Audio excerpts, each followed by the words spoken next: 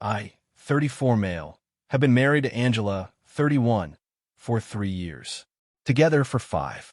The problem started small, but looking back, the signs were always there.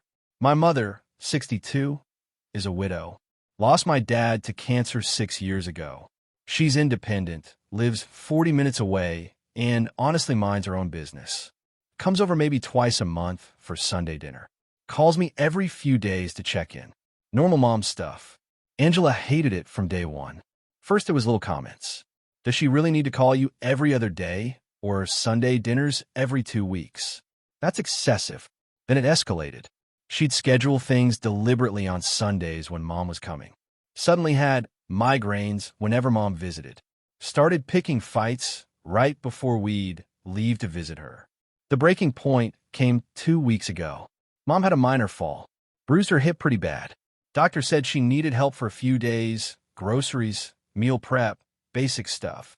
I told Angela I'd be helping mom after work for the next few days. She lost it. This is ridiculous. She's manipulating you. A bruised hip? Please. She just wants attention. She's 62 and fell down her porch steps. The doctor literally gave her crutches. There's always something with her.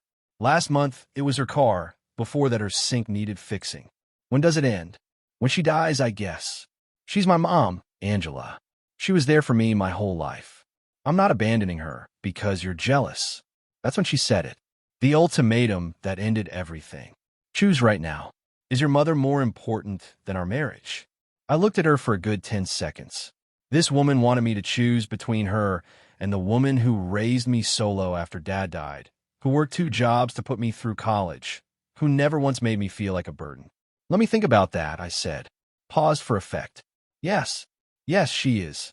Her face went from red to white to purple. You're seriously choosing your mother over your wife? You're seriously making me choose? She stormed off to the bedroom and started packing. I'm done. You're a mama's boy who'll never put his wife first. Enjoy dying alone with mommy. Okay, I'm leaving. I'm taking half of everything. The house, the savings, everything. That's when I laughed. Actually laughed.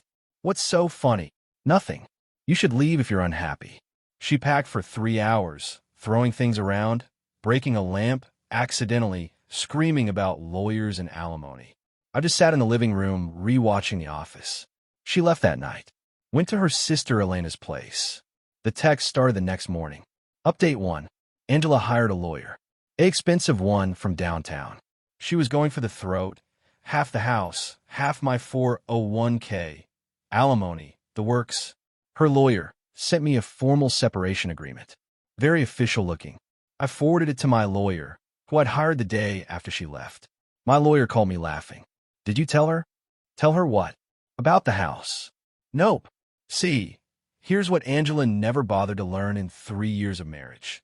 The house we live in? It's not mine. It's my mother's. Mom bought it 15 years ago as an investment property. When Angela and I got married, Mom offered to let us live there rent-free to help us save money. I paid the utilities and maintenance, but the deed? That's 100% in Mom's name. Angela never asked. She just assumed since I'd lived there before we met, it was mine. I never lied about it. She just never asked, and I never thought to bring it up. Why would I? We were married, living rent-free, saving money. I thought we were building a future together. My lawyer contacted hers with a simple response. Mrs. Angela has no claim to the property located at address, as it is solely owned by Mom's full name. Please see attached deed and title documentation. 20 minutes later, my phone exploded. Angela calling. I didn't answer. Her sister Elena calling. Didn't answer. Her mom calling. Definitely didn't answer. Finally got a text from Angela. What do you mean the house isn't yours? Me. It's my mom's house. Always has been. You lied to me. You never asked. You just assumed. This is fraud. No. Fraud would be claiming to own something I don't. I just live there. Now you don't. I decorated that house. I painted the walls. And Mom appreciated the free improvements. Radio silence for an hour. Then, your mom is evicting me illegally. I have tenant rights. You left voluntarily. With witnesses. On camera. Ring doorbell. You've established residency elsewhere. Good luck with that. Update 2. Angela went nuclear, but not in the way you'd expect. She didn't go on social media. She didn't call my work. No, she did something dumber. She tried to move back in. Showed up on a Tuesday morning after I'd left for work. Still had her key. Walked right in and started moving her stuff back in. Set up her laptop in the dining room like nothing happened. One problem: Mom had installed a security system years ago. Motion detected, cameras recording, alerts sent to her phone. Mom called me at work. Why is Angela in my house? What? She's in my house. Right now. Making coffee. Mom drove over there with her friend Diane as a witness. Walked in with her key to find Angela sitting at the kitchen table, working on her laptop like she owned the place. Angela, what are you doing in my house? This is my house. I live here. No, you lived here. Past tense. As my son's guest. You left. You're now trespassing. I have rights. I'm a tenant. You're not on any lease. You've never paid rent. You abandoned the property. Leave now, or I'm calling the police. Angela apparently laughed in my mother's face.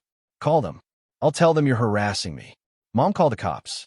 They showed up, looked at the deed, watched the ring footage of Angela leaving with luggage, noted she'd been gone a week, and told her she had to leave. Angela tried to argue she was a tenant, but the cops shut it down. Ma'am, you voluntarily vacated the property. The homeowner is asking you to leave. You can either leave now or be arrested for trespassing. She left, but not before telling my mother. You've ruined my marriage. Mom's response: No, dear, you did that when you tried to make my son choose between us. Update 3. The divorce negotiations were interesting. Angela's lawyer had to completely restructure their approach once he realized there was no house to split. Her demands went from half of everything to increasingly desperate grabs. She wanted half my 401k, fair, it's marital property. Alimony for 5 years. We were married for 3. My car that I bought before we met. The engagement ring back, legally mine in our state once we married. $50,000 for emotional damages. Me to pay her attorney fees. My counteroffer: she gets half the 401k accumulated during marriage, about $18,000. No alimony. She works full-time, making $65,000. She keeps her car. She keeps the ring she's already wearing. No emotional damages, not a thing in divorce. Each pays own attorneys. She rejected it immediately. Sent a long email about how I trapped her in a house I didn't own, how I wasted 3 years of her prime, and how my mother sabotaged our marriage. Then she made her first real mistake. She went to my mom's house. While Mom was at her book club, the security cameras caught everything. Angela trying her old key. Mom had changed the locks. Then going around back. 2 halves breaking a window and climbing in.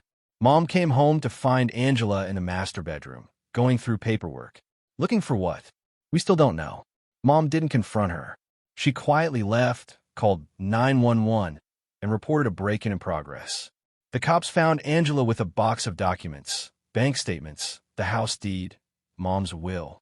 She tried to lie, said she still lived there, but the broken window and security footage told a different story. Arrested for breaking and entering, attempted theft, and property damage. Update 4. Angela's sister Elena bailed her out, then immediately called me. You need to drop the charges. I didn't press charges. The state did. And Mom's pressing civil charges for the window and emotional distress. This is insane. She just wanted to talk to your mother. Through a broken window? While stealing documents. She wasn't stealing. She was looking for evidence. Evidence of what? That you hid assets. The only asset I hid was one that was never mine. That's not hiding. That's just fact. Elena sighed. Look, she's spiraling. She thought she'd get the house. She's been telling everyone she was getting the house in the divorce. She's embarrassed. That's not my problem. Can't you at least talk to her? She's facing criminal charges, and we're in divorce proceedings. My lawyer would kill me. Your mother ruined her life. No, Angela ruined her life when she broke into my mother's house. The criminal case was swift. Angela pled guilty to misdemeanor breaking and entering and property damage. Got 6 months probation, 100 hours community service, and had to pay $1,200 in restitution for the window and security system upgrade Mom installed. The divorce suddenly got easier. Her lawyer basically told her to take whatever she could get before this got worse. Final settlement. She got $18,000, half the marital 401k. No alimony. She kept her personal belongings and car. Each paid own attorneys. Restraining order keeping her away from Mom's house. Final update. The divorce was finalized last month. I thought that would be the end of it. I was wrong. Last week, I got a call from Roger, my mom's neighbor. Angela was parked outside Mom's house, just sitting in her car. Not doing anything illegal. She was on a public street, but definitely violating the spirit, if not the letter of the restraining order. I drove over. She was still there, windows down, staring at the house. You need to leave.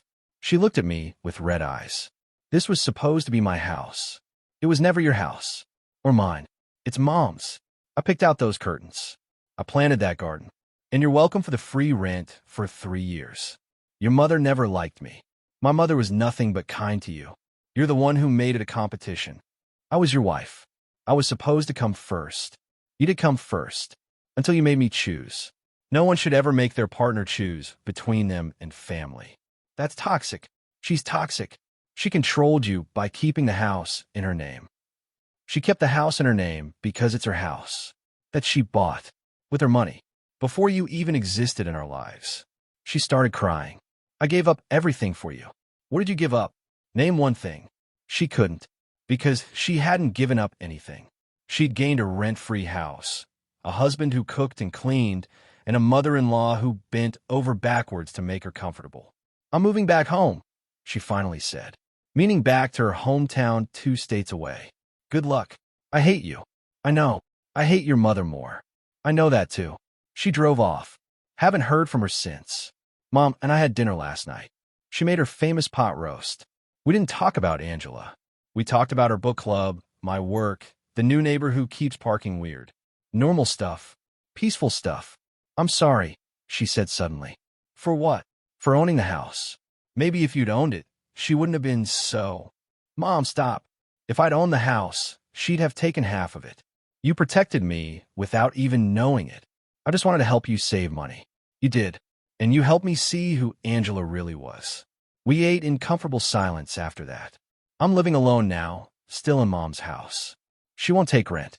Says I can stay as long as I want. I'm saving to buy my own place, but there's no rush. Angela posted on Instagram last week, a mutual friend showed me. Something about starting fresh and leaving toxic situations behind. The comments were all supportive, telling her she deserved better. Maybe she does, but not for me, and definitely not for my mother.